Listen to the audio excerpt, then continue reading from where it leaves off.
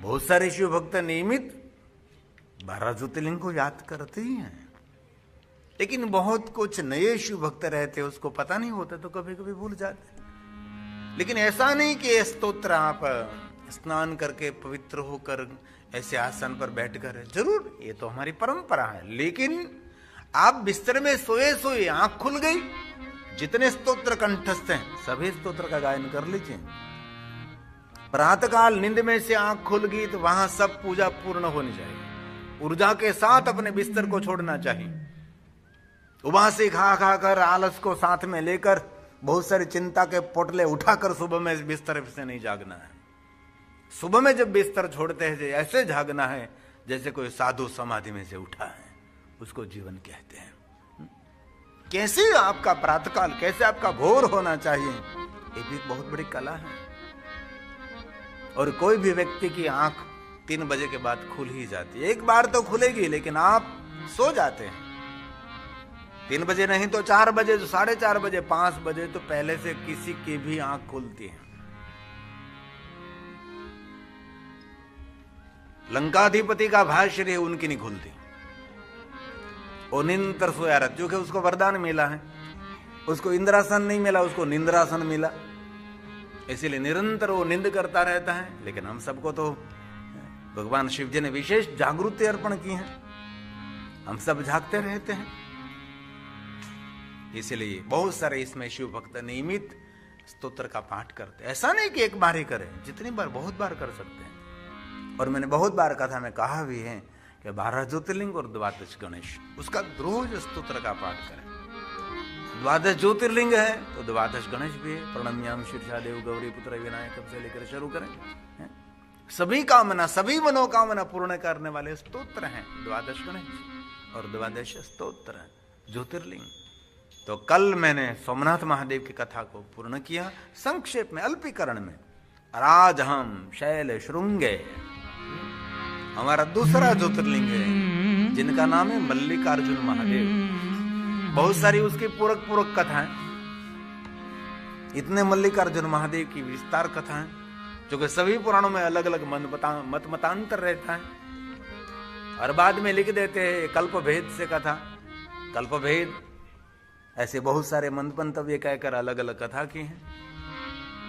लेकिन आज हम शिव महाप्रसम्मत भगवान महर्षि वेदव्यास जी का साथ लेकर शिव महापड़ अंतर्गत मैं आपको दूसरे ज्योतिर्लिंग मल्लिकार्जुन महादेव का वांगमय स्वरूप में दर्शन कराने का प्रयास करूंगा। कथा क्या है? कथा वांगमय स्वरूप है, एक शब्द स्वरूप है, शब्द स्वरूप है। हमारा सबका मन हम भगवान को अर्पण करते हैं। और मैंने बहुत बार कहा, कथा कोई सामान्य नहीं, कथा एक श्रेष्ठ मन की यात्रा है। हमारा शरीर यहां रहता है, लेकिन कथा के साथ साथ हम निरंतर यात्रा करते हैं। तो संसार से पार उतारने के लिए एक मल्लिकार्जुन महादेव हमारा दूसरा ज्योतिर्लिंग है। आइए बापूजी, जोशी बापा, आइए हम आपका स्वागत करते हैं बहुत हृदय से। ये पहली बार हो रहा है, एक साल में एक स्थान पर दूसरी बार का था। आपने कहा था बापू इस साल दूसरी बार आपको आना पड़ेगा, मुझे तो सपना लग रहा था, लेकिन आपका शब्द सत्य हुआ और मैं दूसरी बार यहाँ इस साल में, एक ही साल में शिव महापड़ कथा गायन कर रहा हूँ। पहले हम कथा का समय 5 बजे से 8 बजे रखते थे, क्योंकि पता है मुझे 5 बजे नौकरी से छूटकर सीधा यहाँ आते हैं। बाद में हमने 4 से 7 किया, लेकिन हमने कभी ऐसा नहीं कहा 3 घंटे ही आओ। हम ऋषि मुनियों ने कहा 1 घड़ी, आधी घड़ी, आधी में दुनिया, थोड़ी देर के लिए सत्संग जीवन का अमृत है। तो संसार से पार उतारने के लिए, संसार को भी एक समंदर कहा है, संसार सागर महाजल भरियो, ये भी हमारा एक संसार भी सागर ही है, इसमें कोई सेतु रूप है। तो हमारा दूसरा ज्योतिर्लिंग मल्लिकार्जुन महादेव है, संसार से पार उतारने के लिए। और संसार में से पार उतरना कोई सरल तो नहीं है, डूबता ही जाता है, डूबता ही जाता है, डूबता ही जाता है। संसार में पैर रखा गया काम से। मकड़ी अपने झाले में से बाहर निकल सकती है, लेकिन हम हमारे जाले में से बाहर नहीं निकलता है। गुजराती में कहूं तो करोड़ियो जाड़ो बना हमણાં करोड़ियानो बहु उपद्रव से आ तमारा देश में। सरकार इसीलिए कहा नमामि संसार समुद्र से तुम। ये किसके लिए कहा? ये दूसरे ज्योतिर्लिंग मल्लिकार्जुन महादेव के लिए कहा। संसार में से तारने वाला सबसे ऊंचे पहाड़ पर भगवान महादेव स्वयं विराजते हैं। पर्वतों की श्रृंखला है। इससे पावन पर्वत कौन हो सकता है जहां देवता निरंतर समागम करते हैं। देवताओं को कोई खानगी मीटिंग करनी है तो शैल पहाड़ है। जैसे कोई कंपनी वाला कोई विशेष प्रकार से मीटिंग रखनी है तो कोई ऐसे स्थान पर रखते हैं जहां सबका मन प्रफुल्लित रहे, क्योंकि मीटिंग में फाइटिंग हो जाए। इसीलिए मीटिंग में ऐसा स्थान पसंद करना पड़ता है जहां सब प्रफुल्लित रहे, जहां का वातावरण आबोहवा प्योर, ऑक्सीजन प्योर एकदम पूर्ण मात्रा में हो। वहां बुद्धिजीवी लोग वहां मीटिंग करते हैं। ऐसे स्थानों पर मीटिंग नहीं रखनी चाहिए कि जहां डिप्रेशन, वातावरण खराब, गंदा हो, आवाज घोंघाट, जहां बहुत सारा दूषण हो, वहां कभी नहीं। इसीलिए देवताओं का समागम का स्थान जो है तो ये शैल पहाड़ है। शैलम मल्लिकार्जुनम, शैल पहाड़ पर निवास करने वाला मेरा महादेव है और सभी संसारियों को तारने वाला स्वयं शिव है। उन पर बहुत सारी पूर्वक कथाएं अलग अलग, लेकिन मैं बहुत अल्पीकरण करके आपको कहने का प्रयास करूंगा, श्लोकात्मक कहने का प्रयास करूंगा। इससे पहले मैं दूसरे ज्योतिर्लिंग मल्लिकार्जुन महादेव को प्रणाम करूं। हम सब प्रणाम करेंगे। उसकी वंदना करने के बाद धीरे धीरे इस कथा में मैं प्रवेश करूंगा। और मुझे पता है इस दिनों में मुझे 12 ज्योतिर्लिंग कथा पूर्ण करनी है और विशेष करके शिव महापड़ ग्रंथ को थोड़ा थोड़ा दर्शन करके मुझे बहुत सारी कथा अल्पीकरण करके आपको कहना भी है और कर दूंगा मैं। श्री शैल शृंगे, श्री शैल शृंगे विबुधाति संगे, दूसरा ज्योतिर्लिंग है।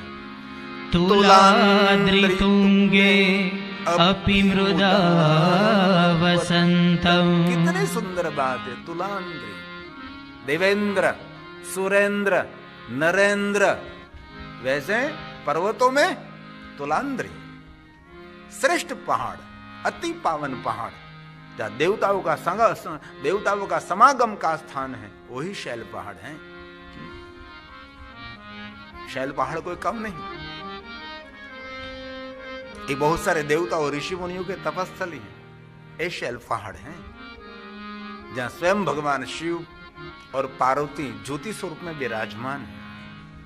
बहुत प्राचीन, अति प्राचीन भगवान महादेव का स्थान है।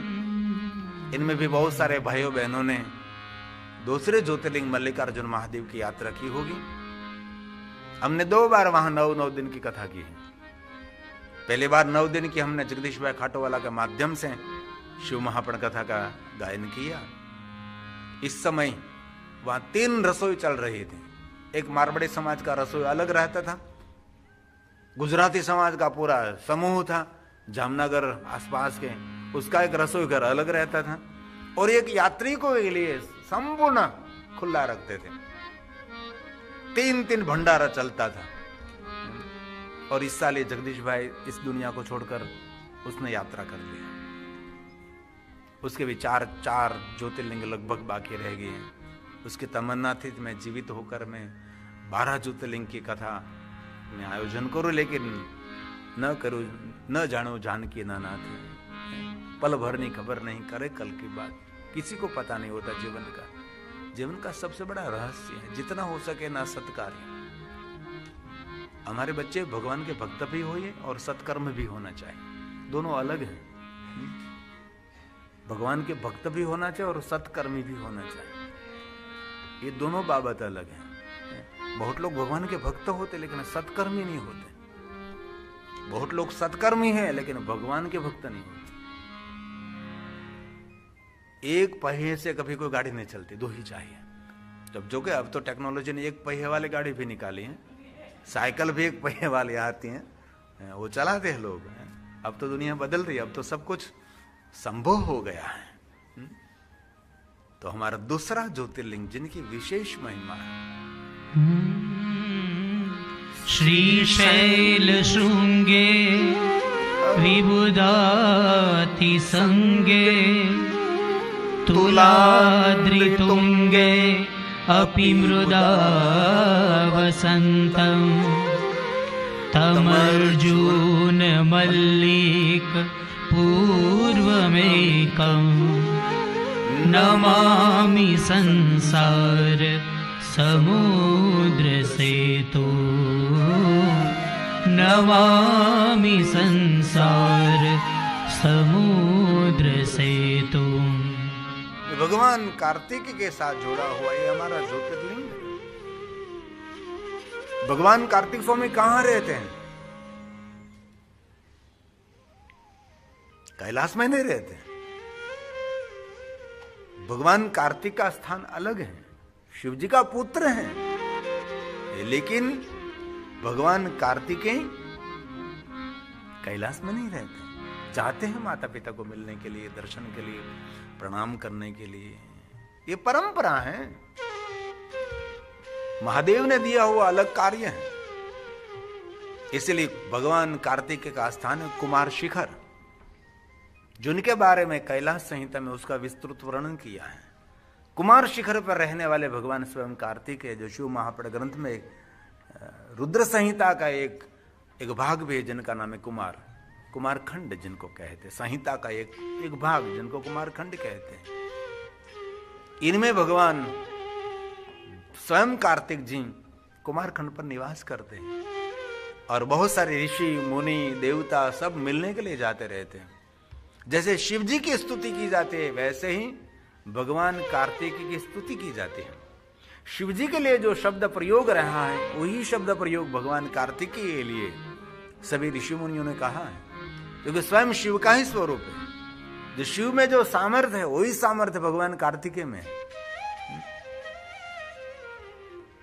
और मैंने बहुत बार कथा में कहा है कि कभी भगवान महादेव के दर्शन के लिए आप गए तो शिव के सन्मुख भगवान कार्तिकेय को अवश्य याद करना चाहिए।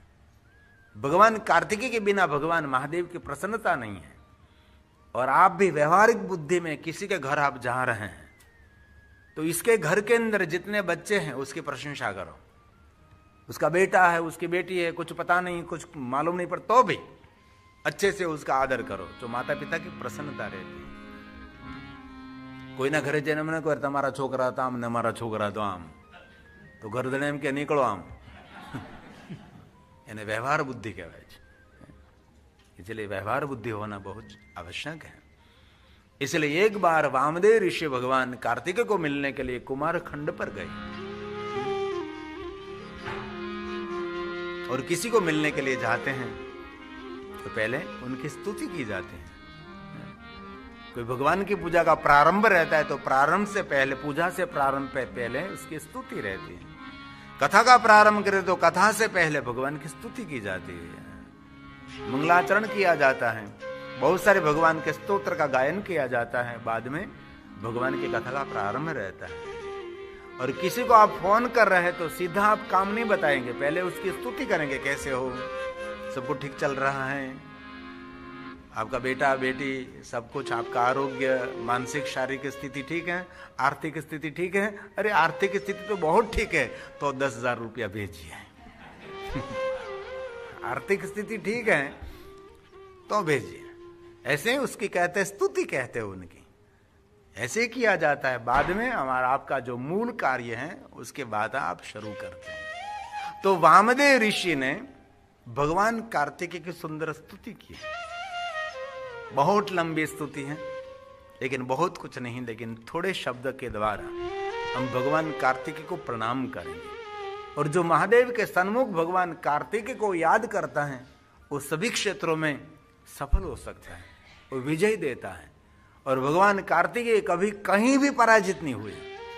भगवान कार्तिकेय को कभी कहीं भी भागना नहीं पड़ा, कहीं नहीं, कभी नहीं, निरंतर विजय विजय विजय। और देवताओं के समूह में जब कार्तिक भगवान उपस्थित रहते हैं तब सभी देवता निर्भय रहते हैं। लेकिन बहुदेवताओं के बारे में वक्ताश्रियों ने हमारे समक्ष बहुत कुछ कम कहा होगा। लेकिन दक्षिण भारत में भगवान कार्तिकेय के बारे में बहुत प्रचार प्रसार हुआ। इसलिए दक्षिण भारत में कोई भी पहाड़ ऐसा नहीं जिन पहाड़ पर भगवान कार्तिकेय का मंदिर ना हो। और अयप्पा और भगवान कार्तिकेय एक नहीं, दोनों अलग हैं, दोनों का चरित्र अलग है, दोनों की पूजा परंपरा अलग है। इसलिए दक्षिण भारत में भगवान कार्तिकेय का बहुत प्रचार प्रसार भी हुआ है। और भगवान स्वयं शिव ने भी कहा था कि हे कार्तिकेय, आप दक्षिण का कल्याण करो, दक्षिण भारत की सुरक्षा की रक्षा आपके पर रहेगी। इसीलिए दक्षिण भारत की सुरक्षा रक्षा भगवान कार्तिकेय करते हैं। इसलिए आप भी महादेव के भक्त हैं, कभी भगवान कार्तिकेय को भूलना नहीं चाहिए। अभी तो धीरे धीरे नए नए चित्र प्रिंट होकर आ रहे हैं, इसमें भगवान कार्तिकेय को शामिल कर रहे हैं। लेकिन बहुत समय पहले भगवान शिव और पार्वती के साथ कहीं दूर दूर तक कार्तिक भगवान नहीं दिखाई देते थे, सिर्फ गणेश जी दिखाई देते थे। और मैं 30 साल से इस बात कथा में कह रहा हूं, और बहुत समय के बाद इस चित्रों में भगवान कार्तिकेय का प्रवेश किया है। इसीलिए वामदेव ऋषि ने, जो शिव जी का ही अंश है, शिव जी का ही स्वरूप है वामदेव ऋषि ने, और एक भगवान महादेव का वामदेव मंत्र भी है, ये वामदेव ऋषि ने। और स्वयं वामदेव ऋषि ने भगवान कार्तिकेय की परिक्रमा की, प्रणाम किया, साष्टांग प्रणाम किया, और भगवान कार्तिकेय के सामने भगवान कार्तिकेय की वंदना करते हुए जैसे भगवान शिव के बारे में कहा है, वैसे ही सुंदर शब्दों के द्वारा भगवान कार्तिकेय की स्तुति की है। इसलिए थोड़े शब्दों के द्वारा हम भगवान कार्तिकेय को प्रणाम। इसे तारने वाला मंत्र अकार, उकार, मकार, जिनको हम सूक्ष्म प्रणव कहते हैं। दुनिया का कोई भी मंत्र हो प्रणव के बिना अधूरा है। प्रणव का उच्चार होने के बाद कोई मंत्र का प्रारंभ रहता है। इसलिए वामदेव ऋषि ने कहा, प्रणव के अर्थ स्वरूप आप हैं, प्रणव के विधायक आप हैं, और प्रणव के बीज स्वरूप भगवान कार्तिकेय आप स्वयं हैं, और स्वयं प्रणव स्वरूप हैं। इसलिए नमो नमः मैं प्रणाम करता हूं, नमस्कार करता हूं। कौन बोले? वामदेव ऋषि ने गाया है। ओम नमः प्रणवार्थाय प्रणवार्थ विधायिने प्रणवाक्षर बीजाय प्रणवाय नमो नमः प्रणवाय नमो नमः। जो शिव जी के लिए स्तुति की जाती है वही स्तुति भगवान कार्तिकेय के लिए कही। वामदेव ऋषि ने कहा कि हे भगवान कार्तिकेय, आप स्वयं वेद स्वरूप हैं, आप वेद का अर्थ भी आप हैं भगवान कार्तिकेय, और वेदार्थ के विधायक भी आप हैं, और वेद का विस्तार करने वाले आप हैं, वेद का गायन करने वाले भगवान आप हैं। इसलिए वेद स्वरूप, वेदांत स्वरूप भगवान कार्तिकेय, मैं आपको प्रणाम करता हूं, मैं आपको नमस्कार करता हूं। ये सब कुछ शब्द भगवान शिव के लिए है। लेकिन वामदेव ऋषि ने कहा, आप और शिव दोनों एक स्वरूप है। बाप और बेटा कभी अलग नहीं होता, शरीर से अलग दिखाई देता है, लेकिन दोनों एक ही हैं। आपका अंश है ना। आपके बेटे में जो कुछ आप देख रहे हैं आपकी ही प्रतिकृति है। कुछ बुराई देख रहे हैं तो समझ लेना ही हमारी है, क्योंकि आपका ही सब कुछ उतरा है इसमें, और जगह से तो कुछ नहीं लाया है। इसीलिए कहा, स्वयं शिव का ही स्वरूप आप हैं, वेदार्थ वेद स्वरूप आप हैं। वेदांतार्थ स्वरूपाय वेदांतार्थ विदायिने भगवान वेदांतार्थ विदे नित्यं विदिताय नमो नमः विदिताय नमो नमः। स्तुति मनुष्य मात्र का मंगल और कल्याण करने वाले स्तुति शिव महापट अंतर्गत है, मैं कहीं बाहर से नहीं लाया।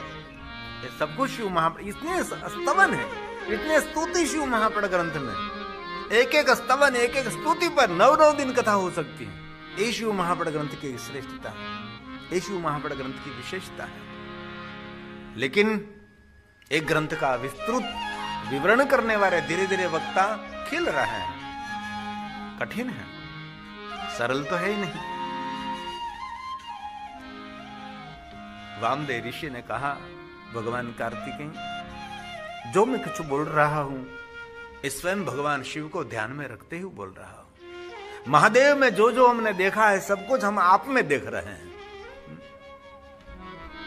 हम कभी व्यवहार में कहते हैं ना, आप आपके पिता जैसे ही हैं, ये सीधी बात है, नहीं कहते ना, आप आपके पिता और आपके स्वभाव में कोई फर्क नहीं, आप उसके जैसे ही हैं। और पिता कभी बेटे को शाबाशी दे रहा है तो बेटा क्या कहेगा, पिताजी मैं किसका बेटा हूं, आपको पता है ना, आपका बेटा हूं, इसलिए आपसे मैं कभी कम नहीं रहूंगा, आपसे एक गुना में आगे बढ़ सकता हूं, लेकिन आपसे कभी नीचा तो नहीं उतरूंगा मैं। ये स्तुति की महिमा है, ये भगवान कार्तिक है, क्योंकि आपका पुत्र आपके ही एक दूसरा ही स्वरूप समझो। भलाई देखते तो भी आपकी है, बुराई देखते तो भी आपके हैं, उसकी आदत उसकी रहन सहन सब कुछ आपकी है। और आपका बेटा बालक है तो आपका ही बाल्यावस्था इसमें आप देख सकते हैं। जो आपने बाल्यावस्था में, किशोर अवस्था में, युवा अवस्था में जो जो कृत्य किए है वो सब कुछ ये कर रहा है, क्योंकि आपने इसमें डाउनलोड किया है। प्रोग्राम तो आपने दिया और कहीं से प्रोग्राम नहीं लाए हो, है ना, सीधी बात है ना वो तो। इसलिए कभी पुत्रों से नाराज नहीं होना, उलट सुलट कभी कर दिया तो आप इतना जरूर ध्यान रखिए कि ये आपका ही सब कुछ चित्र बनाया हुआ है ये बेटा। और माँ को भी ध्यान में रखना चाहिए बेटी के लिए, ये उसकी प्रतिकृति है ना। इसलिए वामदेव ऋषि ने कहा कि हे भगवान कार्तिक, सभी प्राणियों के हृदय में आप रहते हैं। वो बात हम शिव जी के लिए कहते हैं ना, सभी प्राणियों के हृदय में कौन रहता है, स्वयं शिव ही रहता है, और कोई नहीं रहता है। इसलिए वामदेव ऋषि ने कहा सभी प्राणियों के हृदय में आप ही रहते हैं, सब आपका ही स्वरूप है, जो कुछ दिखते सब कुछ आपका ही विस्तार है। गुप्त शास्त्रों का रहस्य आप जानते हैं, दो वेद का रहस्य जो शास्त्रों का रहस्य है, जैसे शिव जानते हैं वैसे आप स्वयं जानते हैं।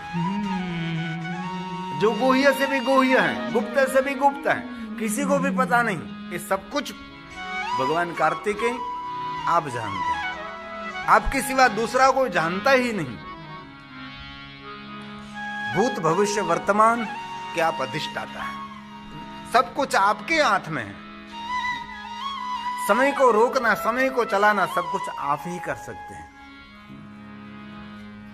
कितनी महंगी घड़ी हो, लेकिन समय आप नहीं चला सकते, समय तो उनकी इच्छा से चलता है। अभी अवकाश यात्रियों ने ये बहुत एक घटना जाहिर की कि पृथ्वी की गति बढ़ रही है, इसीलिए जल्दी दिन पूरा हो जाता है, जल्दी रात पूरी हो जाती है। हमको पता नहीं लगता, इतना बड़ा विराट कार्य हो रहा है तो हमको मालूम नहीं होता। जैसे कोई चींटी हेलीबॉल के दड़े पर बैठे तो उसको पता नहीं लगता हेलीबॉल का दड़ा कितना बड़ा है, वैसे हम सबको पता नहीं पृथ्वी कितनी बड़ी है, क्या क्या हो रहा है। इसलिए पहले 1 साल पूरी होने में कितना समय लगता था, पूरे दिन थक जाते तब दिन भी पूरा नहीं होता था, इतने लंबे लंबे दिन थे। ये मैं उनाळो काटवो કેટલો લાંબો પડે કે આ કોઈ રીતે દી જાય જ નહીં, બોલો કોઈ રીતે દી પૂરો ન થાય। રોંઢો કરીએ તો મારા હાન ન પડે, આમ રોંઢો મારો કાઠિયાવાડનો શબ્દ છે, હા રોંઢો। 4:30-5 વાગે જે બપોરનું પડેલું હોય, બાજરાનો રોટલો પડ્યો હોય, ઠીકરાને પાટિયાના તળે શાક પડ્યું હોય, અને કાંઈ ન હોય તો પછી બપોરની છાશ પડી હોય, બપોરનો બાજરાનો રોટલો હોય ને રોંઢે ખાઈ, એ કાંઈ ન હોય તો પછી બાજરાનો રોટલો બપોરનો હોય એને માખણ લગાડી દેવાનું, ઘી લગાડી દેવાનું, એના પર ખાંડ ભભરાવીને એને આગળ બિસ્કિટ શું તમારા, એને રોંઢો કહેવાય. હવે તમારો રોંઢો નથી રહ્યો, નાસ્તો થઈ ગયો. नृत्य करतो नाचतो થઈ ગયો. इसीलिए भगवान वामदेव ऋषि ने कहा कि हे भगवान कार्तिकेय, मैं प्रणाम करता हूँ, मैं आपकी वंदना करता हूँ. नमो गुहाय भूतानां. सभी प्राणियों के हृदय में रहने वाले स्वयं शिव स्वरूप भगवान कार्तिकेय मेरी वंदना का स्वीकार करे. नमो नमो गुहाय भूतानां. गृहासु निहिताय च गुह्याय गुह्यरूपाय. रूप है स्वरूप. गुह्यागमविदे नमः. गुह्यागमविदे नमः. जो गुह्य से गुह्य शास्त्र है, मतलब अति गुप्त, किसी के पास ये बात गई नहीं, सिर्फ आपके पास ही रहस्य रहा है.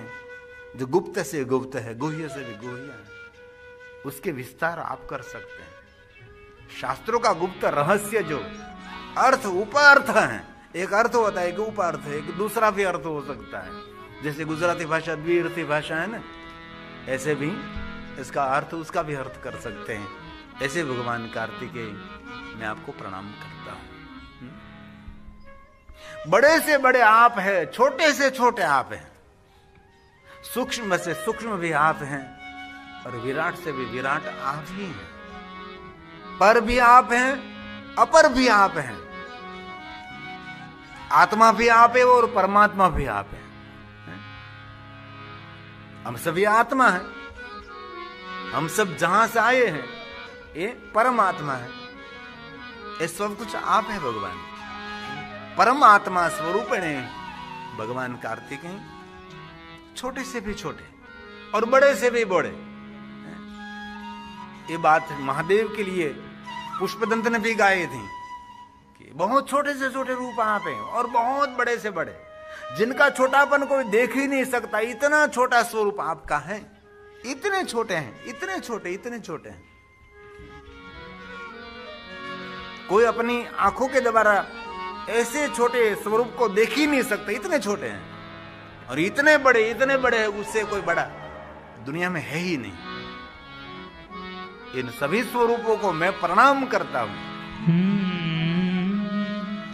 अणोरणीय सेतुभ्यं. अणु अणु अणु कहते हैं ना, अणु सूक्ष्म परमाणु अणु.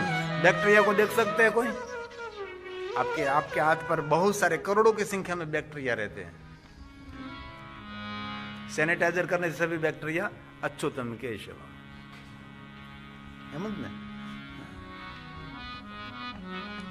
इसको देख नहीं सकते, लेकिन उनके लिए एक स्पेशल को यंत्र देखें तो यंत्रों के द्वारा देख सको कितने जीव जंतु शरीर पर है.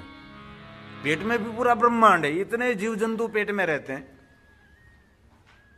जो गलत बैक्टीरिया का उपद्रव हुआ तो रोगी सही बैक्टीरिया की पेट में आवश्यकता रहती है, जो पाचन का कार्य करते हैं.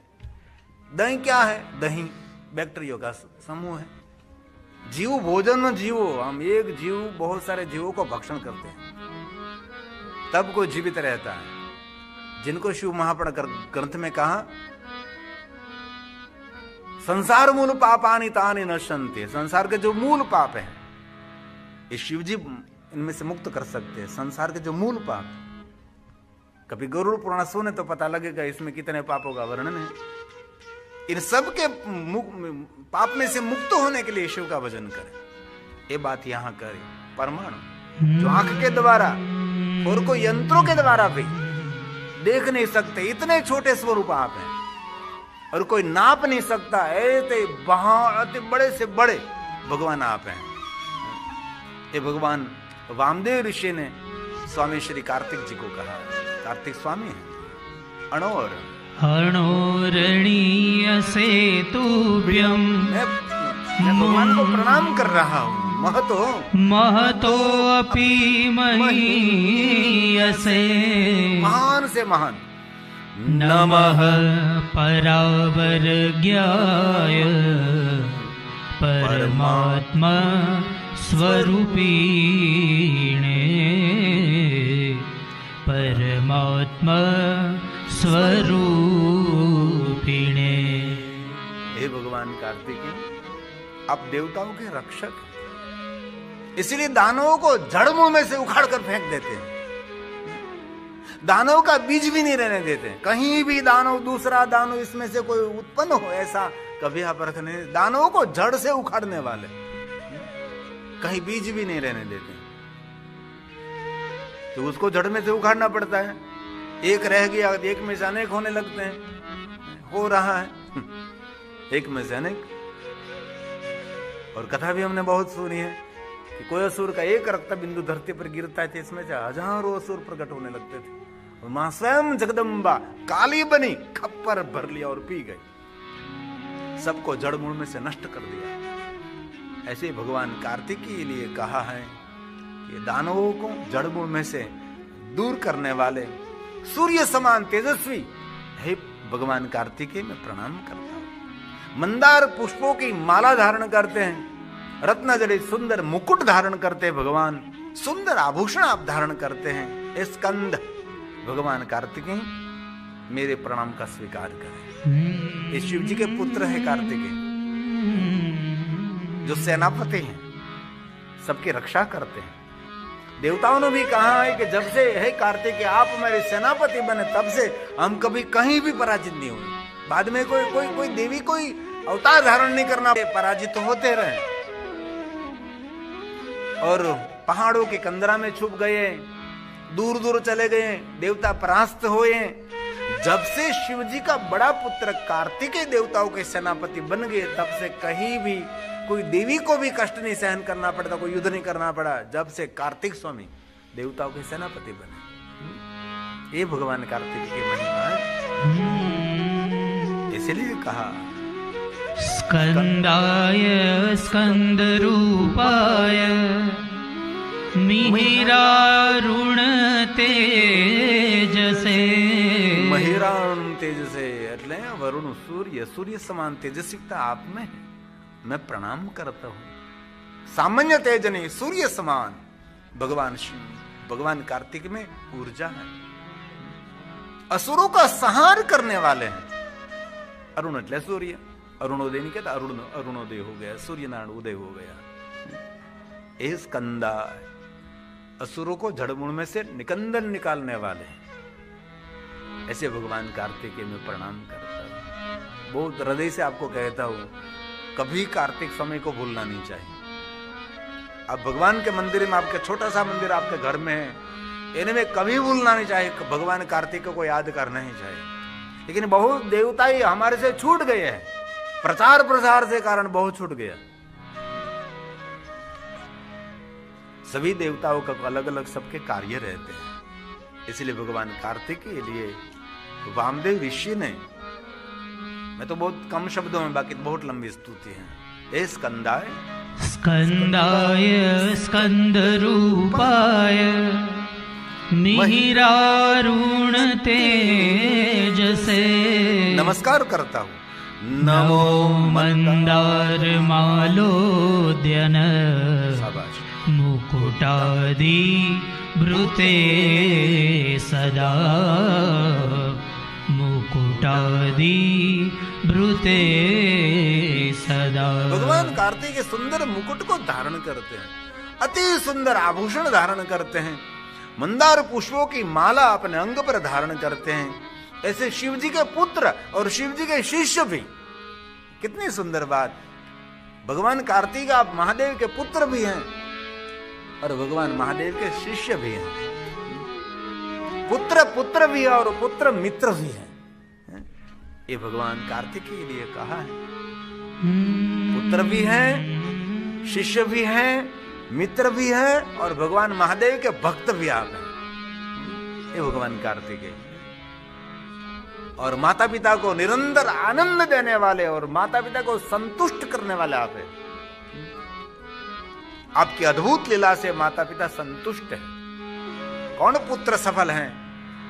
जो पुत्र के जीवन चरित्र से माता पिता प्रसन्न हो, ये पुत्र जीवन में सफल है। जो पुत्र अपने जीवन चरित्र से सफल नहीं है, उससे माता पिता प्रसन्न नहीं रहते। इसलिए भगवान कार्तिकेय कहला शिव और शिवा को आनंद देने वाले और शिव और शिवा को प्रसन्न रखने वाले आप हैं।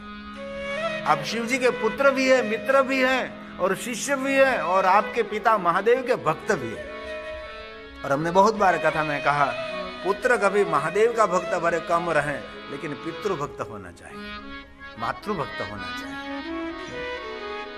लेकिन बहुत लोग मंदिर में जाकर प्रार्थना करने लगते हैं, लेकिन जहां अपने घर में है साक्षात हमारे जन्मदाता माता पिता हमारे लिए प्रगट देवता है, प्रगट शिव पार्वती, प्रगट शिव शक्ति है, उनकी वंदना, उनकी सेवा, उनकी प्रसन्नता हम कभी कोई भूल जाते हैं।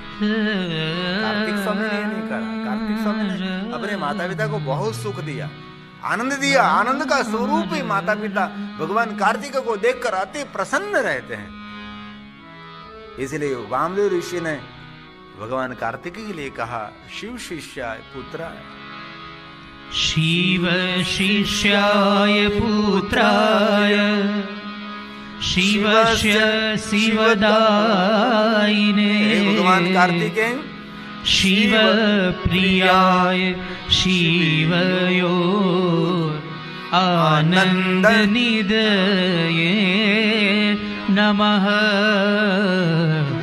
आनंद निधये नमः। अपने माता पिता को निरंतर आनंद देने वाले आप हैं। आप जो आपके माता पिता को आनंदित कर सकते हैं, वो समझ लेना चाहिए आप विश्व के देव महादेव का आराधन कर रहे हैं। आपके व्यवहार से, आपके वाणी से, आपकी सेवा से आपका माता पिता प्रसन्न हो तो समझ लेना चाहिए आप स्वयं शिव जी की उपासना कर रहे हैं। भगवान कार्तिकेय हैं।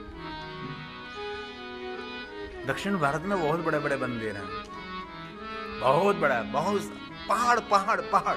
जैसे मेरे गुजरात में हर पहाड़ों पर देवी बैठे हैं, हर पहाड़ पर देवी है, कहीं खोड़ियार, कहीं चामुंडा, कभी मेलड़ी, अलग अलग अलग देवी। सभी पहाड़ों पर कहीं न कहीं कोई पहाड़ खाली नहीं जहां देवी नहीं है। वैसे ही दक्षिण भारत में सभी पहाड़ों पर भगवान कार्तिकेय जी विराजमान है। भगवान कार्तिकेय जिनके घर मेरा निवास स्थान है ना, विनोद भाई प्रीति बहन, उसकी बेटी जो हिनल है, उसका पति, उसका नाम कार्तिकेय है, जो महाराष्ट्र में है। क्योंकि दक्षिण भारत में बहुत सारे पुत्रों का नाम कार्तिकेय रखते हैं, स्कंद रखते हैं। सुब्रमण्यम तो बहुत होता है, सुब्रमण्यम, हारमोनियम नहीं रखते हैं, एल्यूमिनियम भी नहीं रखते, सुब्रमण्यम। ये भगवान कार्तिक का नाम है ना, सुब्रमण्यम। कार्तिक भगवान का, भगवान कार्तिक का नाम है, इसलिए वहां देखो तो ऐसे नाम रहेगा। वहां नाम की परंपरा बहुत सुंदर है। अभी हमारे देश में तो नाम की बदल की है, हमारे उत्तर भारत और गुजरात में तो नाम बहुत सारे बदल गए, लेकिन ये जो दक्षिण भारत है ना, बहुत धर्म को कट्टरता से पालन करते हैं लोग।